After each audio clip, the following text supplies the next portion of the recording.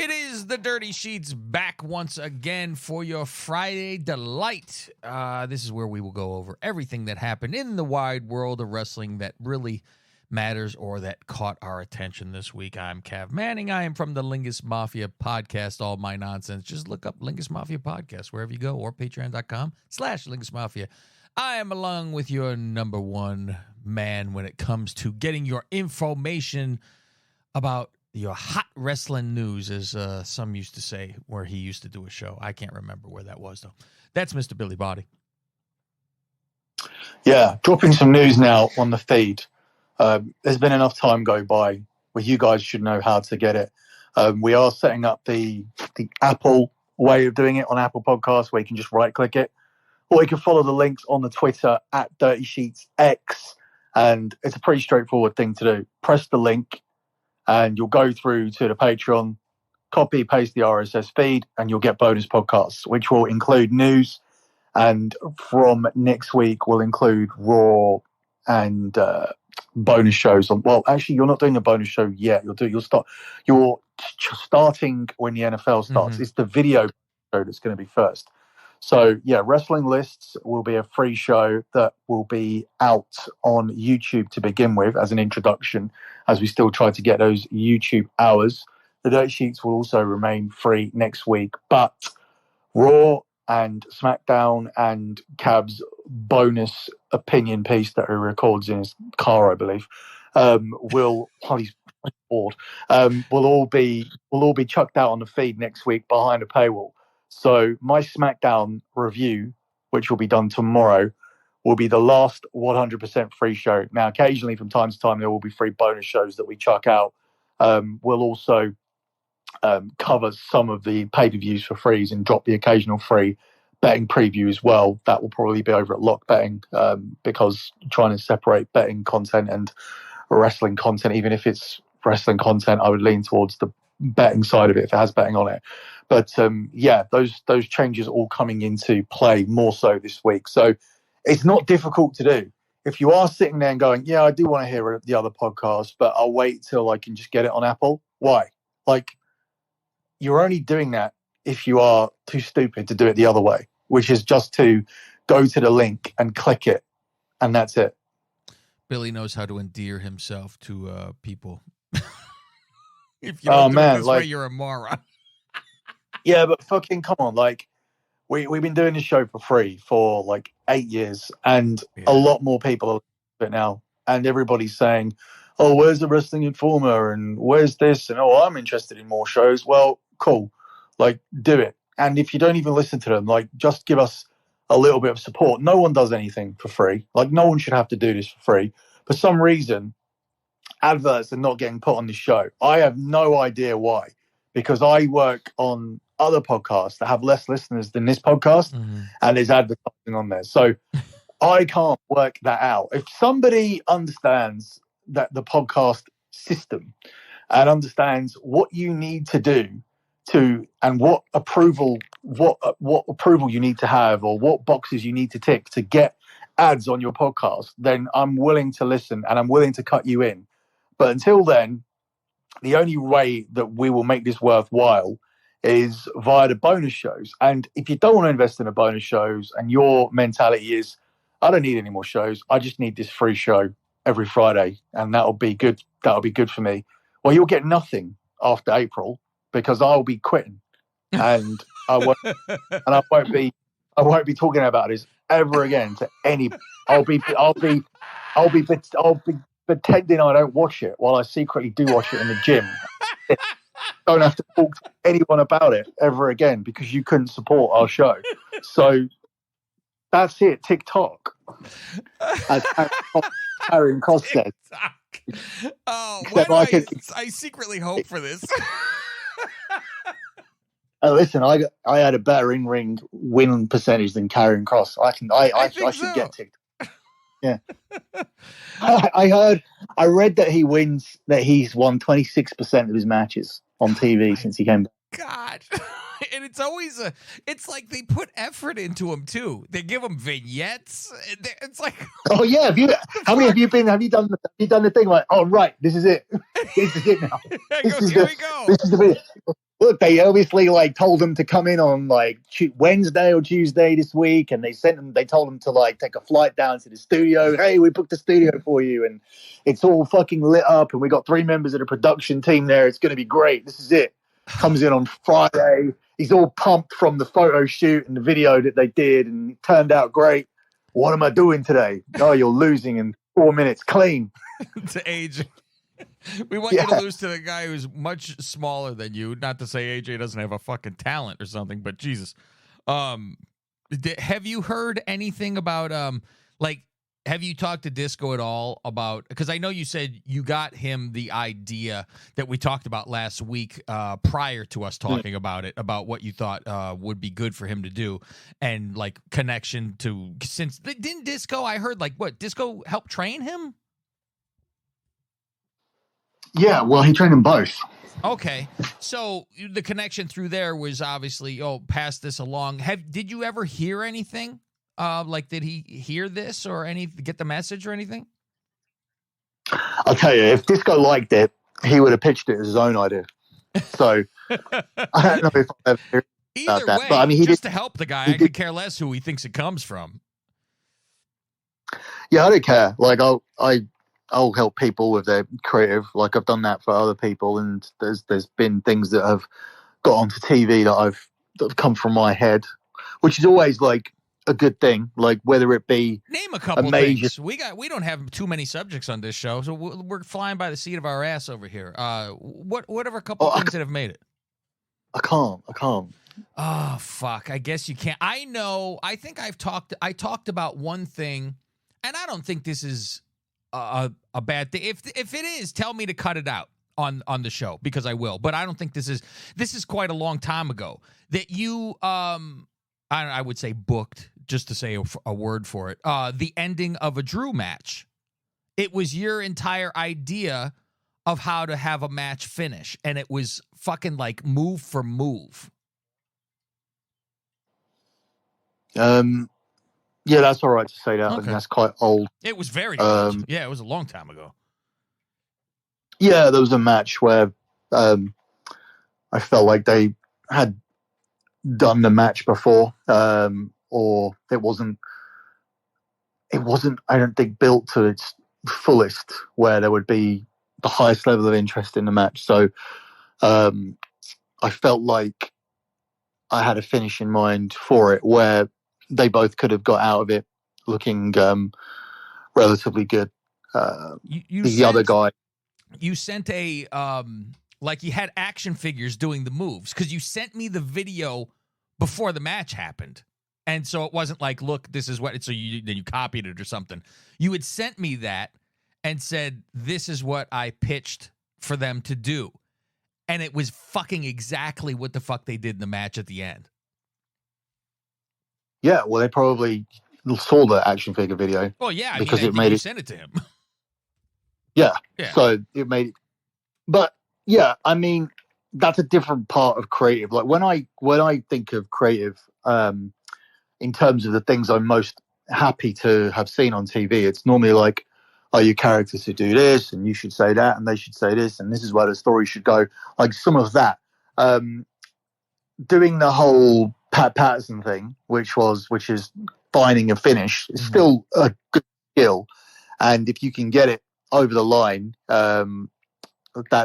that's great. But yeah, I think wrestlers are always looking for finishes, and they're always asking each other, and they're open to get it off anyone, really. Like not just me, they get it off each other. They're willing to get it off people in production, wrestlers in other companies. Finishes are all over the place, and I often feel that people will lean on other people to get finishes, just because sometimes a finish will probably, in this industry, will pop into someone's head when it's not necessarily for their match, but someone else can use it. And yeah, I think the ideal scenario would be for people to be in storylines where if they have a great finish in their head or they have a great story, their character gets to reenact it or do it. But sometimes that's not the situation. For example, you can be Zack Ryder being Zack Ryder being the internet Zack Ryder, or you can be Eugene being the retard character, and he might have a great mind. He might have a great mind for wrestling. He might have a great mind for a feud between two scientific wrestlers like, I don't know, Benoit and Angle back then. And he's not in that category, is he? He's not gonna have a Benoit Angle match. Or in this modern day, let's say we need a finish where we've spent all this time on Chad Gable, but you need Gunther to win, but you also need Gable to look like he just about lost. So maybe Eugene can't do that, can't use that for himself, or another character in the company can't use that for himself who's not in the match, but they can give it to these guys. So there is a lot of that. I imagine when you're somebody like Heyman, Pritchard, you have notepads upon notepads, or even just your brain is a notepad where you have finish after finish after finish. Someone like Cornette will have a million finishes. That's why always, to me, like, obviously when you look at the side of the argument between Russo and Cornette, just overall in terms of who would you fucking want to shoot? Like, if you had to shoot one, like, who would you shoot? I'd have to shoot Jim because I like Vince. But the one thing I've always kind of not really, how do you say this? Not that I don't believe Russo, but the thing is that when you know Russo long enough, you know that his memory is terrible. Yeah. So there's this thing on Dark Side of the Ring where Cornette said he gave Vince the screw job finish. Yeah. And he named exactly who he got it off. It was someone called Strangler Lewis and whatnot. And he said, "Oh, let's do this or whatever." And he had he said quite categorically, "This is what I said. This is the example I used." Whereas Russo's story was kind of like, "I pitched the finish. This is what I said we should do." Yeah, blah that blah is really blah. weird. And then Cornette was saying, Vince is saying, "I never heard Cornette say it," and Cornette saying Vince didn't say anything. He wouldn't even know that existed in the business. And it kind of ended up with me in that one example leaning with Cornette. When you're asking me what story's more convincing, I will go towards Cornette's one. Cornette's one sounds 100% Cornette's truthful. memory seems way more steel trap. Like, he's a student, and it's his life and all that kind of stuff. And it just seems he has a better memory. Yeah, and this is where it hurts you when you do a podcast or YouTube about wrestling, and you tell everybody, "I hate wrestling. Wrestling sucks every single week. It sucks. It sucks. It sucks. Everything sucks. Bloodline sucks. It's not that good. It sucks. It sucks." And then your hatred comes through. It's very difficult for anybody to then believe that you were once this person who was so invested in it that you were able to come up with all of these great wrestling related ideas. Now, if you say to me, if you look at the other things in the Attitude Era that were good and they were storyline related, like, say, for example, I came up with the idea to chop off Val Venus's penis, which is still viral in 2023, whether you like it or not. It's a viral clip, right? 25 years later. So that means that Vince Russo created something, if that was his idea, that stood the test of time 25 years later. We still watch that and find it funny as fuck. And it still will get, and anybody who, if they tease somebody getting their cock chopped off at the end of the show, everybody's going to stay watching that, right? It still works. The explanation was horrible the next week, though. Remember that? Oh, they used that celebrity who had that guy that was famous for having. I totally forgot about that. I'm talking about the reason why, because he swings the fucking sword to chop his dick off, and they go fade to black. So you have to find out what happened, and the reason why he didn't get his cock chopped off. Do you remember what the excuse was? Well, they said it was a combination of the guy who had his penis chopped off turning off the light because he'd experienced it, and Val managing to achieve the right amount of shrinkage. Yeah, the slab that his dick was on was cold, and it's very, which makes me say it was Russo 100%. It's very Batman 1966, where it's, how is he getting out of this? It's impossible. And then it's the most ridiculous thing humanly possible is the way they got out of it. You know, so But, you know, whereas I attribute that totally to Vince, I could never believe that was Cornette's idea or Pritchard's, and I don't even think Cornette would claim it. No. So it is strange to me that Vince would claim something that sounds so Cornette-ish. But I guess that's just, you know, one thing I think he does is he tries to over embellish his role at the time. And that's not to say that he didn't have a significant role, but when, and I know this from experience, when people shit on you all the fucking time for no reason, you then get very fucking defensive, and then you try to shove your accomplishments down people's throats. Like with me, with my news, all the time. It's like, fuck you about every single thing, like all of the time. Whereas he's now been ridiculed to the point where he has that fuck you mentality, and it's unfair because he contributed a lot. Yeah, and because of that, like, he's now having this fuck you mentality where he has to tell his own story. He's the only one telling people how great he was, because anybody who watched the show at the time would have known that. But what we have is this core fan base who, you know, like, almost, I see so much of it, I don't know if you do, where they turn around and go, oh, the Attitude Era was horrible, and this wouldn't be okay anymore, and I'm so glad this shit doesn't happen. And it's like, there's that fan base.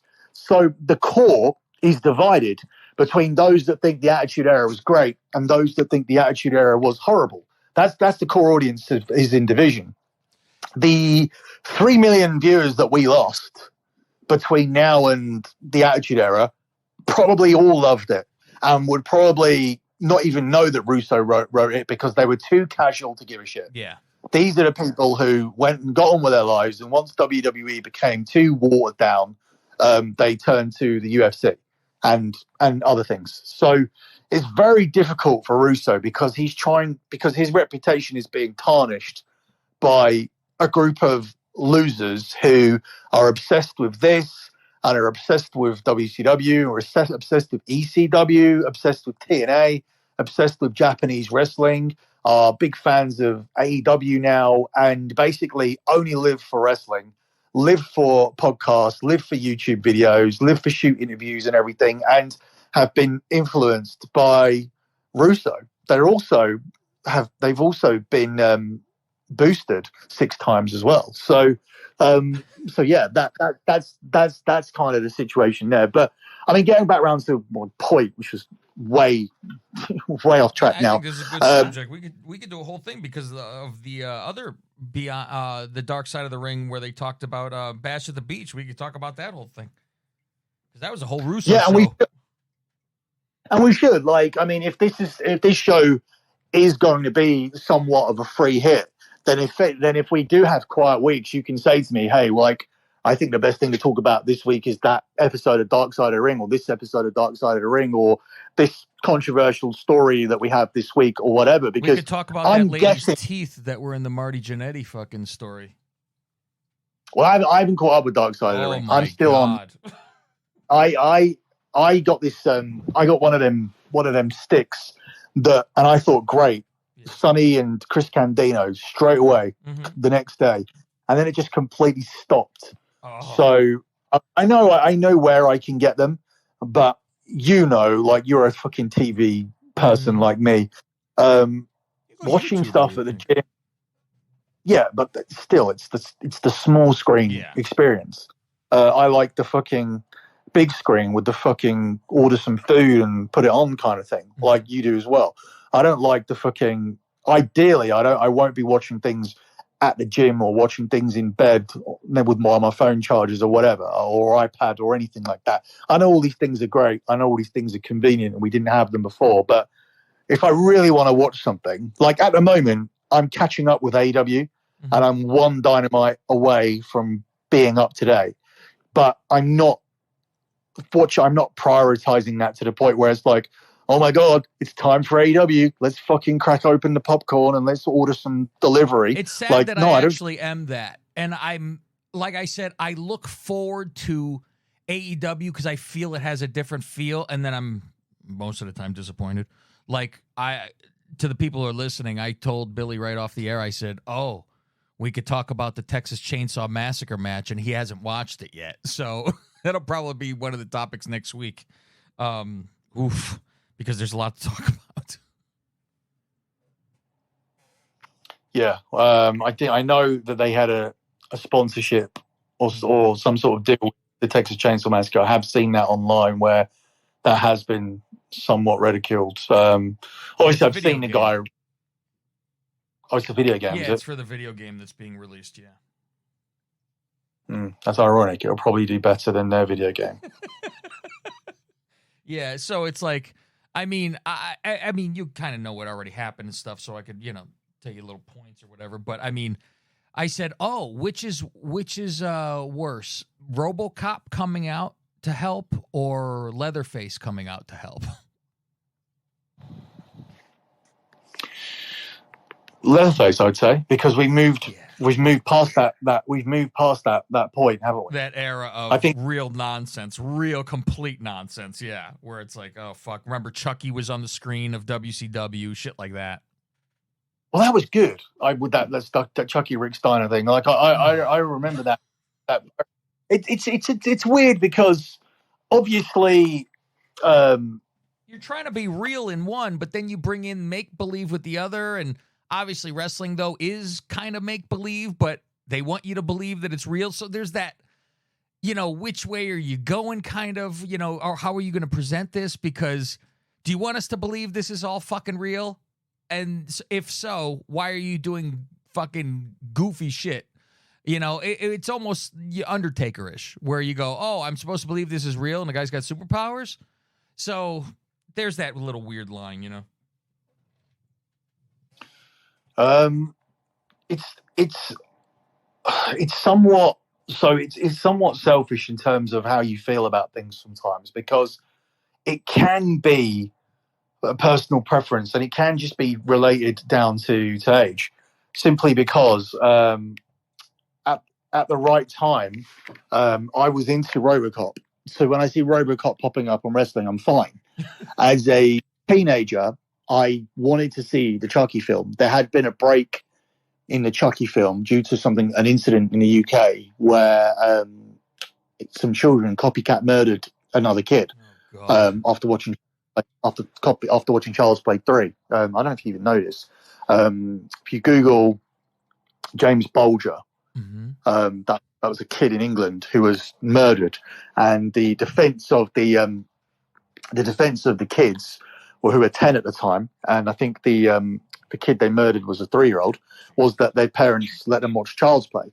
So they went to a young offenders institution and they were like re-released, and I think people were looking for them, and they said it was unfair that they'd come out with basically a private education, and they were taught how to do specific jobs very well, and came out with they came out of prison with new identities, an elite education, and accommodation and new jobs to go to, or help in getting jobs. So they had 8 years in prison, which turned them into two very intelligent people with big benefits, and obviously the main thing being the main identity. But my point is that I think this incident happened, if I remember rightly, in '93. So yeah, Child's Play was off for a while, and they weren't making any more movies because of it. At least that's my recollection. And then he pops back up. So I was well up for this. I was really interested in that. So it's all about timings, I think. And obviously with the Texas Chainsaw Massacre thing, wrestling has now reached a point where the average age is into its mid-40s, even on AEW. Whilst they were at one point boasting about their demographic, you've noticed that talk is out the window, because they still now have the same audience that most wrestling shows have. So this audience has grown up, and this industry is having a big problem with regrowing the audience. Now, the Texas Chainsaw Massacre thing this week might be something really cool if I put it on for Austin, and I will try, and I will reveal the results. I would like to know. I would really like to know that. Yeah, but I think that's really where that works. For us, I think it's just something that you need to like accept, like with the WWE doing the zombies thing and all that, because these shows are trying to recoup some money. But the more I think about things of AW at the moment, when they did the whole we're going to ban these words and we're going to ban these things from happening, like this, we're going to ban this and we're going to ban going into the crowd and taking a weapon and all of those rules that they implemented. Now it seems like to me that somebody is saying to them, "You need to run a fucking business." Like the money tree is off limits now. We are not going to make $100 million losses on a regular basis. Like we need to start making $5 million losses or $10 million losses or fuck knows a profit maybe. So I believe something has happened. It has to have done because this obviously isn't a fit. It goes completely against what they said they were, which was the opposite of WWE. Yet you do something that I don't even know WWE would do. I know they had, as I said, the thing with the zombies and whatnot, and they allow stupid companies to come in and sponsor matches and give Slim Jim an entire battle royal. And I think Bray Wyatt had a match that was in the Lights Out match, which was sponsored by whoever, can't even remember, which means the sponsorship didn't work. Fucking Cinnamon Toast Crunch, or what the fuck was that? Wasn't it something fucking?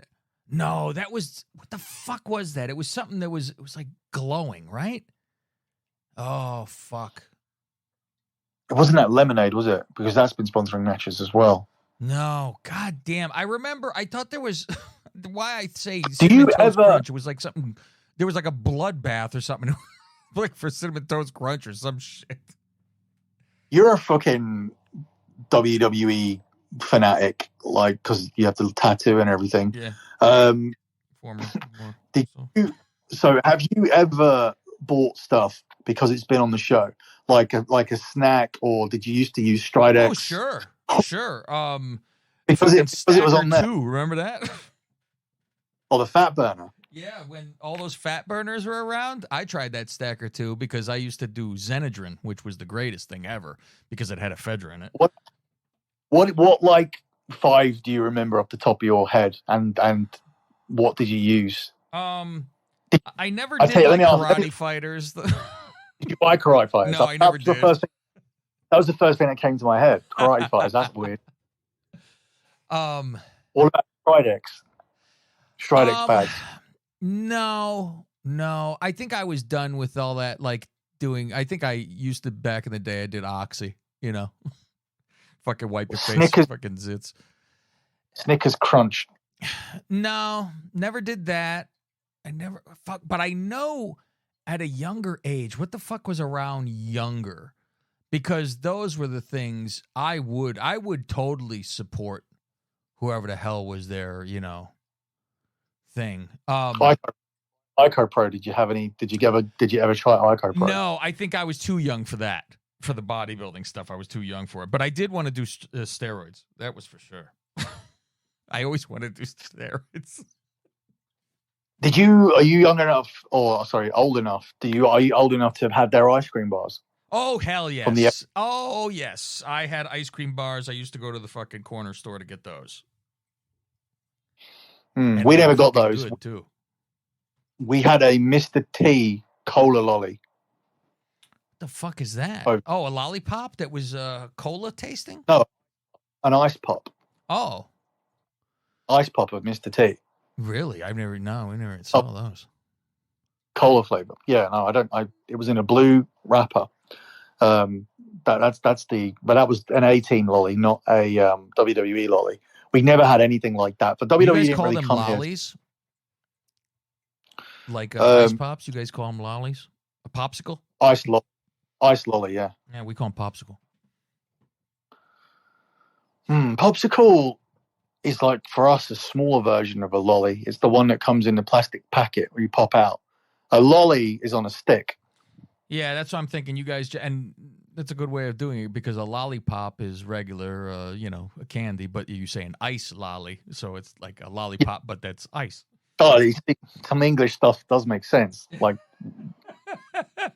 Trainers, telly. I don't know why you call it a flat. That's odd to me because if it's a 2-story, I don't know why it's a flat.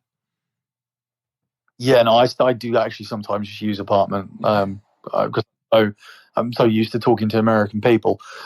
Where else? What else did you have? What else did you? Do a couple more. I'm surprised you didn't buy Karate Fighters. I was certain you would have had those. No, that was like 94. I was like 18. I wasn't No, buying it wasn't. It Karate was Fighters. 97 when they had the tournament. Was or it 96? It was 96. 96 because Sonny and Sable were in it. Remember? They were fighting each other in the. Yeah, I thought the year was like fucking 94. I graduated in 94, so I was 20 when Karate Fighters came out, so I wasn't busy with Karate Fighters. What about Slim Jims? No, because wasn't that he took it to WCW, right? He originally, right. Yeah, so then I probably would have been like, fuck you, never. Because I was so anti WCW. Like anything they had, I was like, fuck you, never. I don't know why so few are popping to my head. Yeah, I'm very surprised by that too. And for myself, where I'm like, what the fuck did they ever sponsor or come out with that was out there? Though I mean, I've been different Mountain Dews. Oh, I mean, yeah, I would do that if there was a sponsor. Like, I won't think I went out of my way unless it said something like WWE on it or F. Like, oh, so you go to 7-Eleven and try and collect cups. Oh yes, I did all those, and I still have a lot of cups. Actually, I always collected cups from baseball everywhere. I still have a shit ton of my cups. Hell, I have the fucking 1992 Dream Team. Those fucking cups. I got fucking McDonald's cards, all that kind of shit still. I remember being in America in '93, and the NFL had a card collection at McDonald's. Well, what's funny is in different areas, like because I got Bears 1985 collector cards from McDonald's. So I'm like, I wonder if these are everywhere, but I'm like, I think everything was very regional because when I came here, Fausti told me there was 49er cards that they did at McDonald's too. So I think each area had their own team doing it. It's much like they have those magazines for fantasy football or for the football review for the year or the preview for the year. And the person on the cover is always whoever the fuck is local. So every place has their different fucking covers, you know. That was another one. I collected the fucking TV guides that had them on the cover. Remember there was like multiple covers and I had to get them all. Stone Cold, Mankind, Sable, I believe. The Rock, maybe? Yeah, see, I'm a lot more interested in the product, actually. In the product, right? In the food side of things, yeah. Yeah, it would have to. It was more with them on something, or if they were sponsored and they were on it. I would go out of my way for it. Hell, I went to see Gremlins 2 because Hulk Hogan was in the fucking thing. I went to go see, of course, supported No Holds Barred. Had to get out there like that first fucking day. Yeah, we only got that on video and whatnot. Yeah, I remember it was like, oh, fuck, I got to go see this fucking movie. And, you defend it while people tell you what piece of shit it is. How dare you? It's a great movie. I mean, I still think it's basically wrestling in a fucking movie. That's it. It's an all right movie. Well, I thought the woman carried it well. The one from See No Evil. Yeah, that's how I knew her too. I was like, "Ooh, See No Evil," where she was naked in See No Evil. I mean, Hulk Hogan banged her. Yeah, as you saw his feet on the bed pounding away. Yeah. Oh, yeah, that's right. I can't think of anything else. I can't think of any other products. You know what'd be great? People need to tweet at Dirty Sheets X and throw in some of the old school sponsorships like those Karate Fighters things. I think there was wasn't there RC fucking race cars too? Something like that. But yeah, remind us of some things and we'll tell you if we ever had them, did them, whatever. That'd be fun to I had something, some chicken that they were advertising at one point. What was it? Around about WrestleMania 33. There's a Popeye. Was it Popeyes had something out? Really? They were all eating it on TV. It was like a new. Oh God, I can't remember what it was. Austin will remember because he really. No, fucking hell, of course not. It was Enzo and Cav were eating it. Really? And loads of other people did it. A new chicken that was out at Popeyes. I think I remember them doing pizza recently too, where it was. Didn't they brought pizza to the ring for something and they were celebrating, oh, we're having pizza party? That was only a couple years ago. What the fuck was that, Pizza Hut? No, I don't remember. Oh, yeah, it was like in the ring, and I think it was New Day maybe. And they were having fucking boxes of pizza in the fucking ring, and it was like, oh, it's the new Pizza Hut. They were sponsored by Domino's for a while. I remember Eat Fresh and Subway. No, Subway's Eat Fresh. Subway, and they had Jared in the ring too. Right. But these are all things. These are all things that I would have anyway. Like, I'm really talking about what the fuck is that? If the WWE are promoting it, I'm going to go and eat it or buy it like that. But yeah, that's a good thing to like tweet out if people did do that. Yeah, I'd love to know. We would actually have more info and more kind of sort of what am I trying to say here? We would sorry. We would have more. We would be more categorical. I think that's what I would say. We'd be more categorical about the products if we actually had planned this at all. You know like what? We'll look it up this week too, and I'm going to have a list.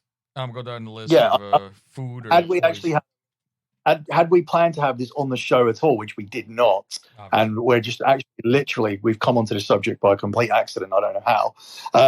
Yeah, we would definitely have a list and opinions, and we would be more clear and defined about what they made us go and eat or buy. But that's definitely something to look into for next week. But it wasn't on our list.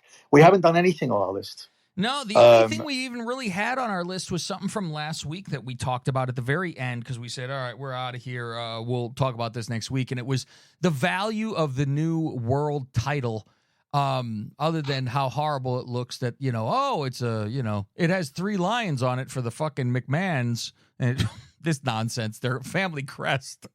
Like they're the Royals. And like what this title has done and why is it even here in the first place. I mean, I know people get annoyed by people complain about this title or something like that. But if you really look at it properly, there needs to be this is a company. This is one company.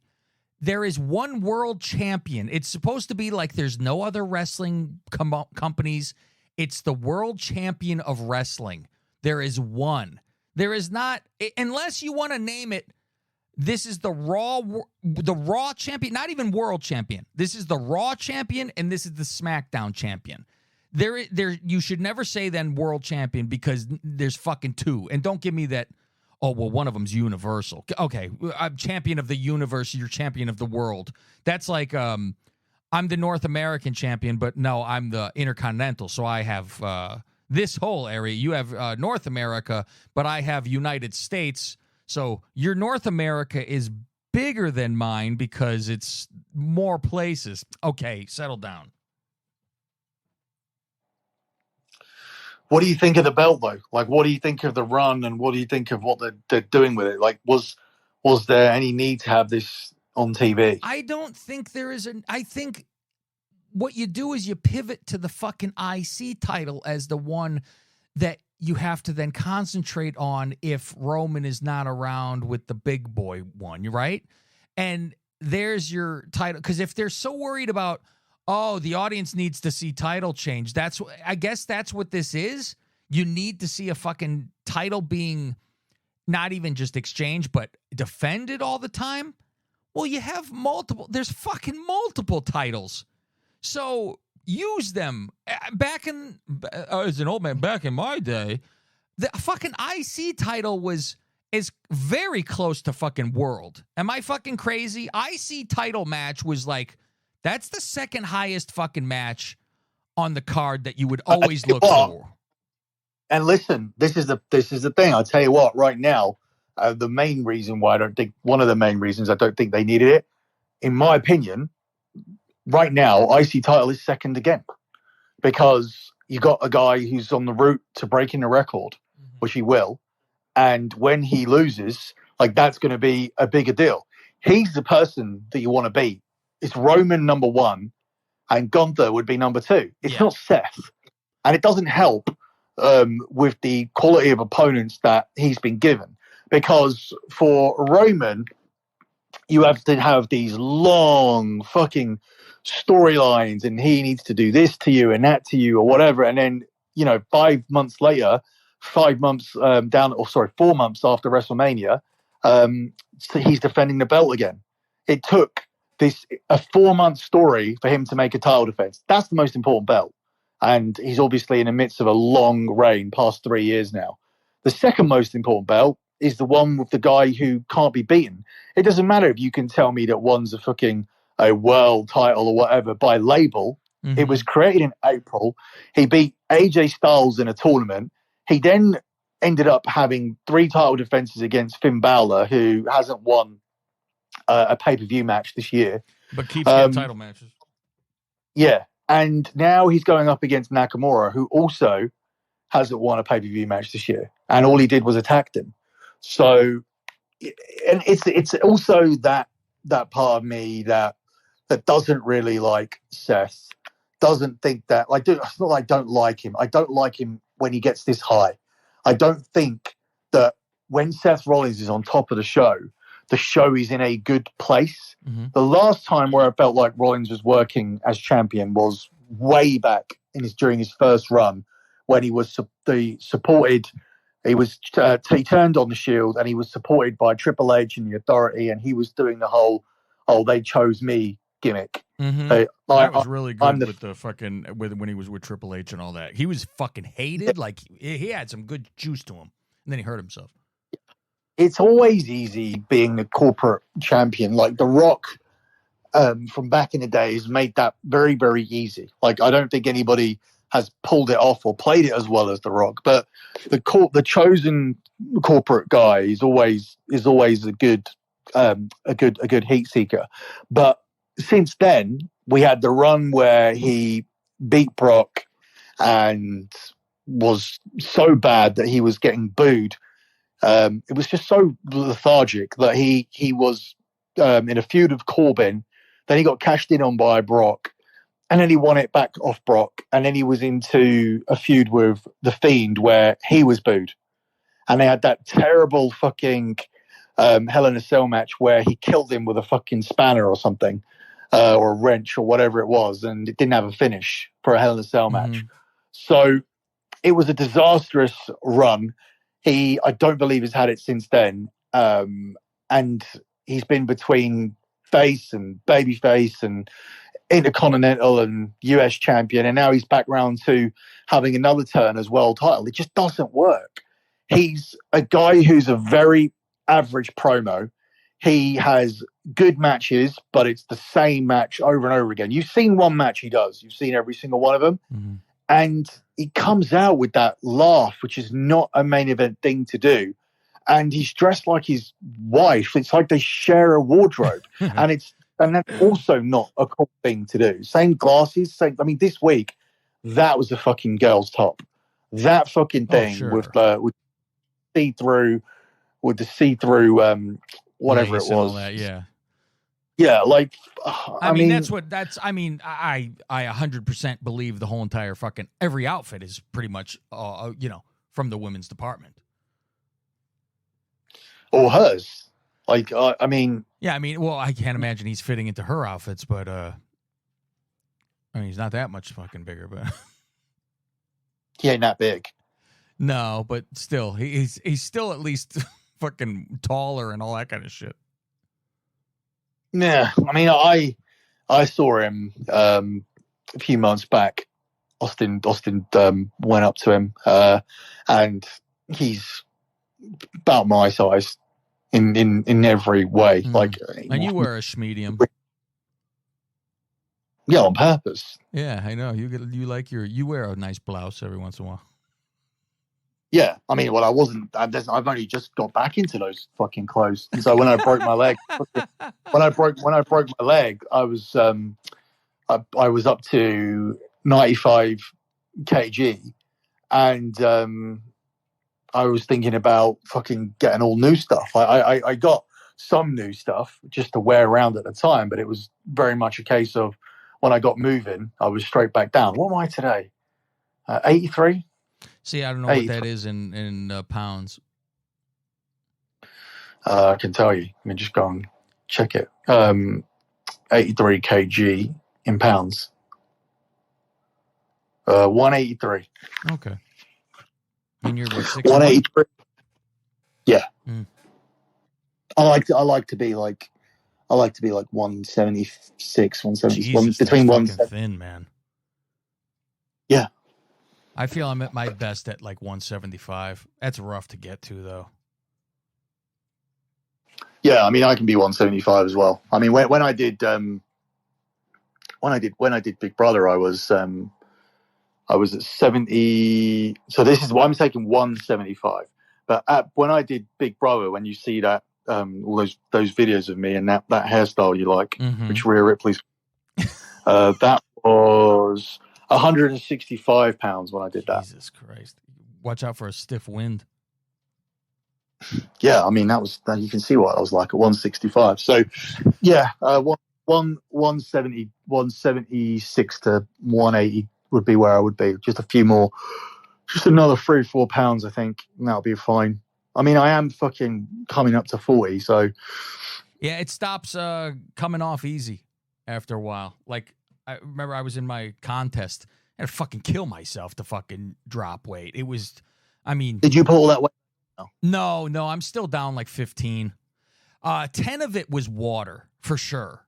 So I dropped 30, but 10 was 100% water because I did like the UFC trick for the last week. I dropped 10 in a week. And it was all water. So it was like you drink gallons of water every day. And you pretty much eat tuna. That's it. Or a vegetable. And you just fucking piss and piss and piss. I drank 2 gallons the first 2 days, and then a gallon, and then a half gallon, and then I think I drank another gallon, where they told you to then drink a quarter gallon and then drink nothing. But after I had like a quarter, I was goofy. I was like, I needed water. I was dying.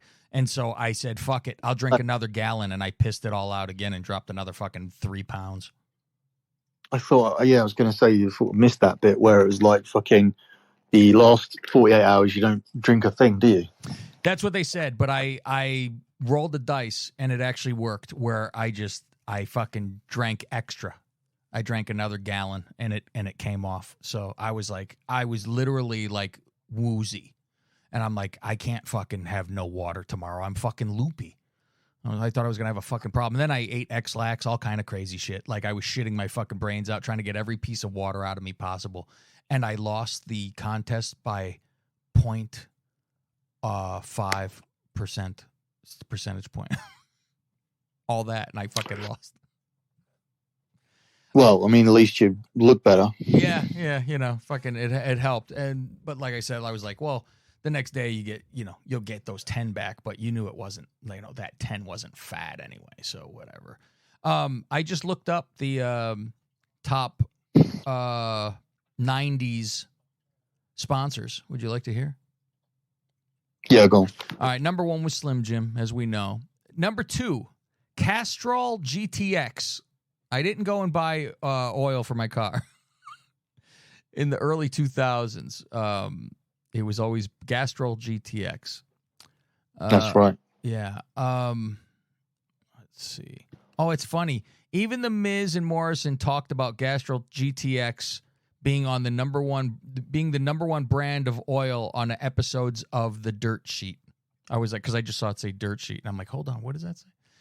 Here's the other one we completely forget. Chef Boyardee.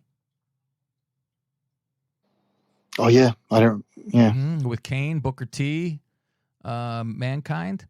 Just for men. That's odd. That has to be a very recent thing, because that's for like grown people. That's not going to be for the kids. Just for men, yeah. I do remember stuff from that. I can't remember who was involved. I think it was just a commercial or something. But I think didn't somebody? I don't remember anyone using it. I remember somebody saying to someone, "Oh, you could do with some of that or whatever." But yeah, I mean, not too much on TV. Here's a good one. 5-Hour Energy. Oh, yeah. They said in 2003, Triple H was featured in a commercial for Stacker 2 YJ Stinger energy drink. And in 2007, Batista was in for Explode TVC energy drink. Also, WWE teamed with Sacco and created a WWE-inspired energy drink called WWE Raw Attitude Energy Drink. I don't remember that ever. I would have bought that. No. I would have totally bought that. Every time I watch a cheesy 5-hour energy drink, I think of this. Okay, 7-Eleven. There you go. All the Slurpees, collectible cups featuring superstars like The Miz, Kelly Kelly, Rob Van Dam. I have the Kelly Kelly one, and I have Edge from SummerSlam. Rob Van Dam's laid-back style made it perfect to have Slurpee commercials. Stacker 2 is what we talked about here. Stacker 2 for weight loss and energy and burning shit. It was with Edge and Christian, Kane, Trish, Big Show, Lita, Triple H, and Chyna were all used as spokespeople for Stacker 2. And that is all they have here for their top. I was going to message boards, but it was all pretty much everybody talks about the same ones. But it didn't even say Karate Fighters on there. I just typed in WWF sponsors in 90s. I'll take off the 90s. Popeye's Double Crunch sound like something. Double Crunch? Yeah. That doesn't come to me. Double Crunch. I can't remember what it was. It was something. It was something with crispier chicken, I'm sure. I know what you're talking about. It's Crispy Crunch or something. It's like in let me see. I'm gonna type it in. Crispy chicken. I think it's just called crispy chicken, actually. There it is. Crispy Crunch chicken. That's it. Crispy Crunch chicken. It's like a little thing you could put into anyone could get this little franchise in their gas station and Quickie Marts. So it's like, drumsticks and chicken fingers and all that shit. Yeah, when I Google it, nothing comes up at all. Yeah, crispy, and it's with a K. Crispy, and then crispy and crunchy are both Ks. But they make sure to put a chicken in a C, otherwise it'd be KKK. So, yeah, crispy, crunchy chicken. And maybe if you do that with KFC or with WWE, crispy, crunchy. Maybe it wasn't Popeyes then. Booker T goes to Popeyes. No, that's 11 years ago. This was much sooner than that. Yeah, when I type in that with WWE, it doesn't come up. Remember the KFC where Dolph Ziggler was the Colonel? Yes, and they filmed the fucking commercial at Raw with all the fucking different things. Oh, my God. Awful with that. Because that was when they were just getting different people to be the Colonel in every commercial. Yeah. Well, this has been an interesting show for everybody. I think, you know what? I'll bet you this is one of people's favorite fucking shows because it didn't have to do with all just wrestling. And it was us bullshitting. Yeah. When people, somebody would be sitting there going, oh, what about this one? Or I like or one that we've missed.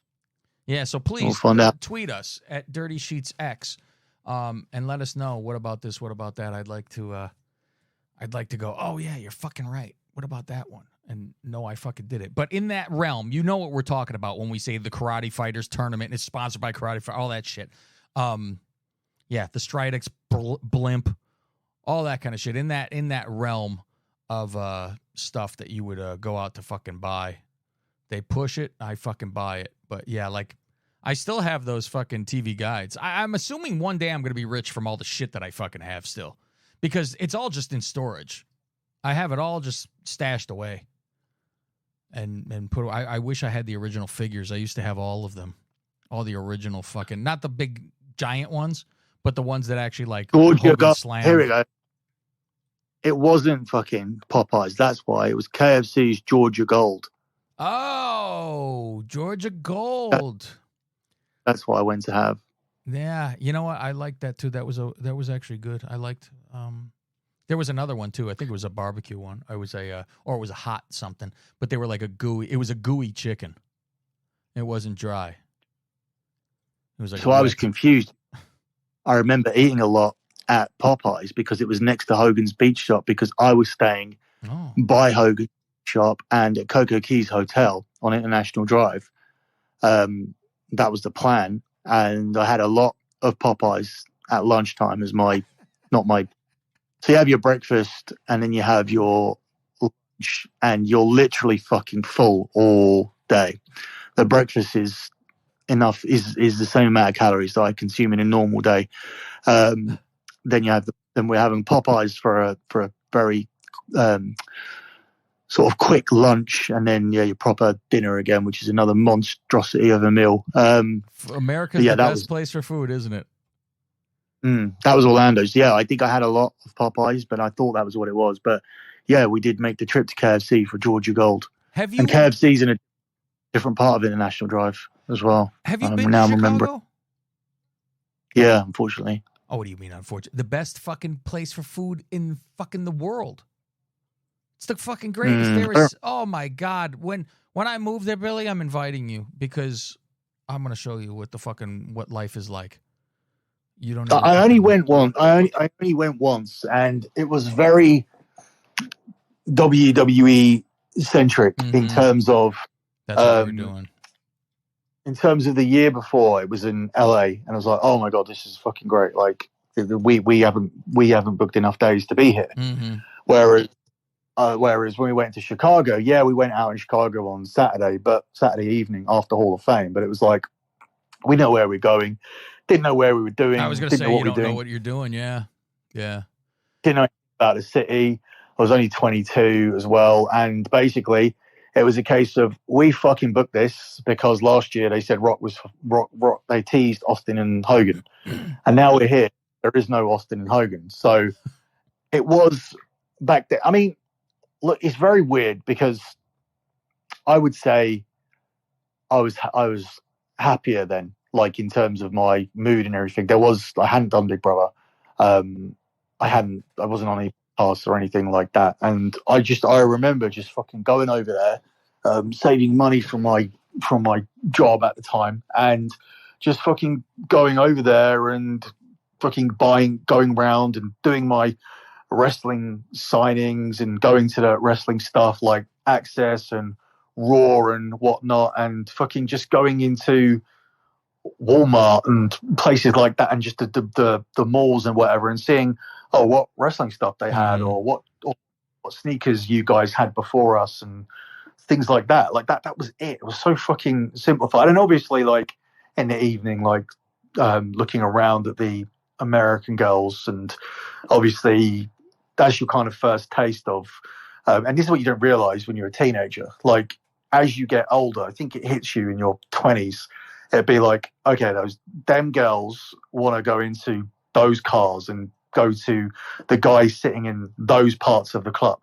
Mm-hmm. So we get there. So this whole thing of, you might have been cool in school and people might have liked you in school or whatever, but then suddenly it clicks. It's like, yeah, I need money.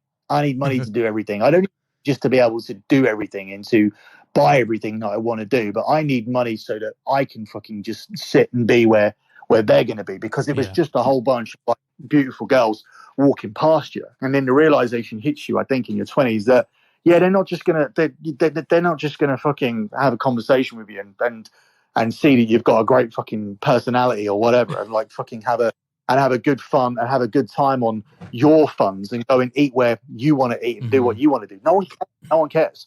Like that's the thing. That realization hits you very quickly that women are attracted to, or women are interested in people that can afford to do everything. And yeah, I think I realized that, and then fucking by the next year, I was well into by the time WrestleMania 23 hit, I was well into my Big Brother auditions, and securing my status that I needed to actually fuck these things that I watched walking around in Chicago. And that's the thing, like you need something. Nobody's sitting there and going, oh yeah, I just fucking do it my charm, or I just fucking do it my looks. No, you don't. Like, not anymore, at least. Like that's become less and less of a thing as I've got older. Like you need something. Status. You need to have done something. Yeah, you need, like, I will take status over good looks or body any day. Like, and so with these girls. Yeah, it's very much they're attracted by the power and all that kind of stuff. Like, look, we're getting fucking, you go into a fucking restaurant or whatever and they tell you 2-hour wait, you walk in and they go, oh, right this way, Mr. Body, I have a table for you. You know, that they go, holy fuck, you know, and I'm like, geez. Meanwhile, for us, we could give a fuck what they have as long as they look good. No, that's the thing. Like, the difference between men and women, like, people go, oh, what's the difference between men and women? I can fucking tell you in 2 sentences what it is. I'd fuck someone who works in McDonald's and she wouldn't. In a heartbeat. And that's the summary of the whole situation. You don't need to get more complicated than that. I will fuck a beautiful girl at McDonald's, and there is not one guy that a good looking girl will fuck that works at McDonald's. It doesn't matter if Johnny Depp served you. It doesn't make no fucking not unless difference. They're about the same age and they're both fucking 15 years old. No, yeah, that's about the only time, and that's about as much as you have a fucking. Because as soon as they turn 16, I think they'd say, "No, you're a fucking loser." Let's call it 24 and over. I don't even know if it's. I think at 21, you think girls don't think the fucking guy's a loser if he's at fucking McDonald's fucking working? No girl. Yeah, but she'll be embarrassed to tell her friends that my boyfriend works at McDonald's. The girl who has a boyfriend that has no fucking job would be less embarrassed than the girl who has a boyfriend that works at McDonald's. Yeah, the one with no job might be fucking trying to get his criminal activity up and running at least. He has something going.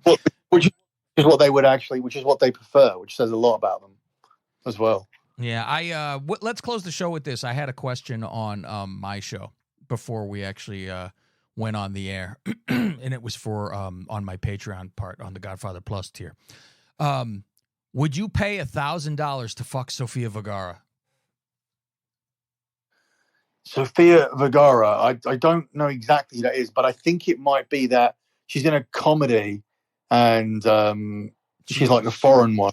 Yeah, she's in the Al Bundy comedy, the Ed O'Neill show, the fucking Modern Family, and she also does America's Got Talent. She's one of the judges now on there with the big titties, and she was with Joe Magdaleno or whatever.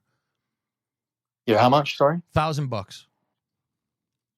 Oh, I've got I would, yeah. We were talking about that, and I think Fausti said to me, "Okay, you don't have to pay, but her ex gets to fuck your wife." And I go, "Of course, sure. Why?" Yeah, that's fine. I'm still getting to fuck Sofia Vergara, right? Okay, that's fine. I go, he'd probably come quick because it's new to him. It's something new, so he's gonna finish quicker. You know what? The weird thing is that, like, 7 or 8 years ago, I wouldn't take the deal, but I'm like so disattached from that entire thing. I'm so much. You want to pay to get her out. You pay. You don't pay for sex. You pay for them to leave. That's what it is.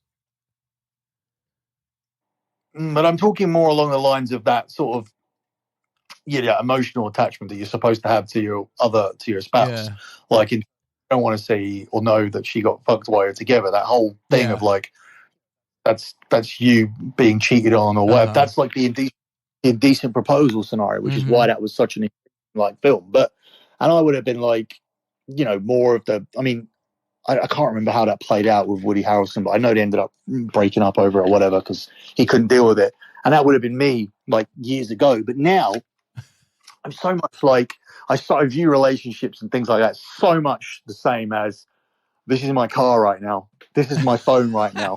This is like I because look, nobody's stuck around, so Yeah. I don't know what I was getting upset for. Like anyway, and even if they did, even the one I'm married to was gone 3 years later or 2 years. It hit the fan, and then we tried to have a kid and resolve it, but she didn't. So I mean, I don't know why, especially in this current day and age, it's like all of the alternatives are constantly flashed before your eyes. And particularly with women, like doesn't quite work this way for us, but you have one fight or you piss her off, there are fucking 50 applicants in her inbox ready to take your place. Yep. Like you can't fucking compete with that. No. It's like she doesn't even have to like try to replace you. Your replacements are already there and waiting.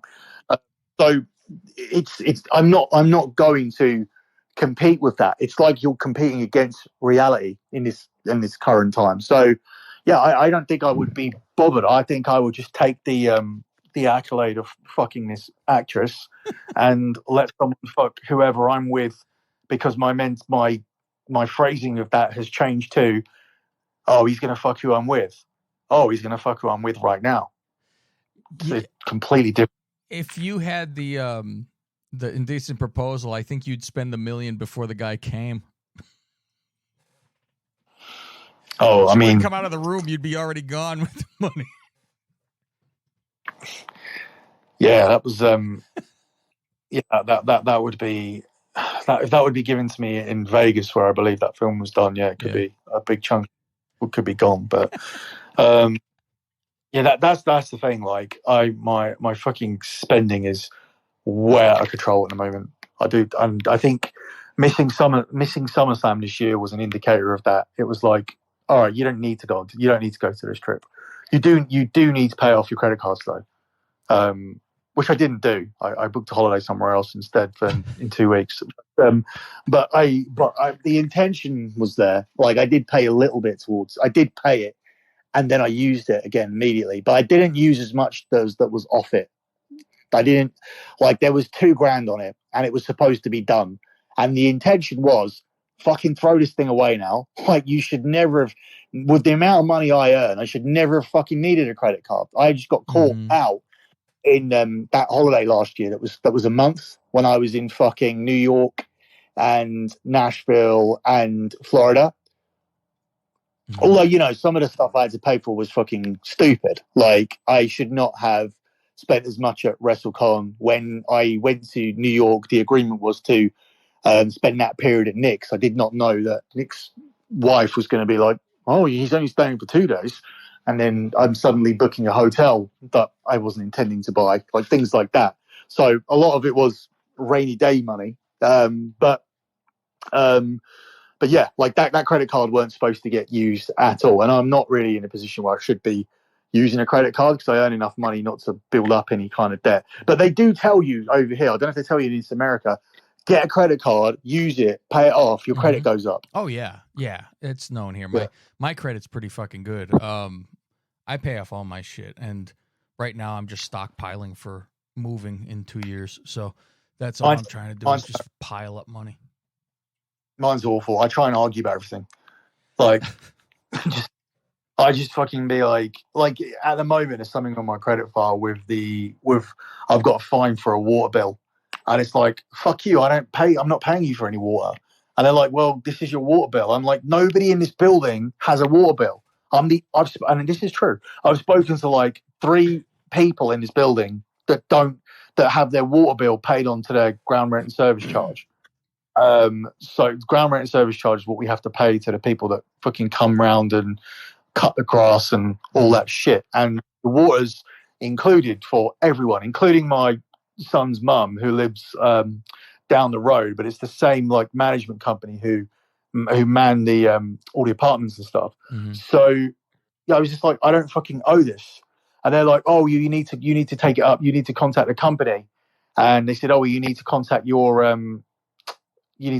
people who you pay your ground rent and service charge to." And instead, I'm like, "No, fuck you. I'm not making any phone calls. You've made a mistake. Like, I'm not doing anything. I'm not doing work because you made a mistake." Boom, on your credit file. On your credit file, like doubling, like, adding like money to it. I on principle, I won't call up and chase this and ask why it's happening. I'm just like, fuck you. It's your mistake. Go to court. Like, put black marks on my credit. Let's ride it all the way to court where I can turn up and say this is wrong. Like that's how stubborn I am. That's why my credit's not good, because I'll argue about shit that goes on there, like parking fine. Like, instead of like paying it at 60, it'll be 120, 180, 240. It'll be to court. And they'll say to me, "Oh, you now need to pay this at £20 a week." And I'm like, "I'll never pay this ever." They're like, "It'll be on your credit file. It'll be on your credit file for 6 years." So I don't need any credit. I got my house. Fuck you. Like, I'm not paying it. So that's why mine's shit. I'm just but then it does off a birthday party at this point, and then it's a real hardcore stockpile. So I can't even talk about the party at this point on here. I will eventually. Oh, you think someone who's involved in the party listens to this? Possible, and it's just not worth it to even try, just in case. Just in case. There's way too much involved for me to fuck that up. So this Sophia Vergara, yeah, she's unbelievable. Yes. And she's fucking old. She's like, I don't know, she's 50?